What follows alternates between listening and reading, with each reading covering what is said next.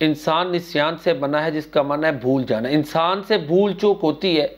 हमारे मुआशरे का एक अलमिया ये है कि हम अपनी गलती को मानने के लिए तैयार नहीं, माजरत करने के लिए तैयार नहीं होते, बल्कि अपनी गलती को दुरुस्त साबित करने के लिए दलील क्या देते हैं कि फ़लाँ भी तो ये गलत काम कर रहा है ना, तो ये दलील दुरुस्त नहीं है।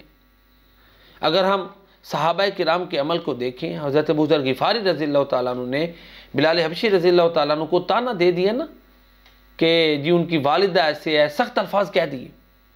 उन्होंने अल्लाह के नबी सल्लल्लाहु अलैहि वसल्लम की खिदमत में शिकायत लगा दी। अल्लाह के नबी ने कहा, अबू जहल तेरे अंदर से जहालत ख़त्म नहीं हुई। तो हज़रत अबू ज़र ग़िफ़ारी रज़ियल्लाहु ताला अन्हु ने अपनी गलती को माना और माजरत की। हमारे मुआशरे का ये एक मुआशरती अलमिया है कि गलती करने वाला अपनी गलती का डिफेंड इस तरह करता है कि जी फ़लाँ भी गलत काम कर रहा है, तो इस तरह मुआशरे तबाही की तरफ जाते हैं। खुदारा गलती को गलती माने, माजरत करें और इस्लाह करें, इससे मुआशरे में आशती आती है और ये अच्छे मुआशरे की अलामत है।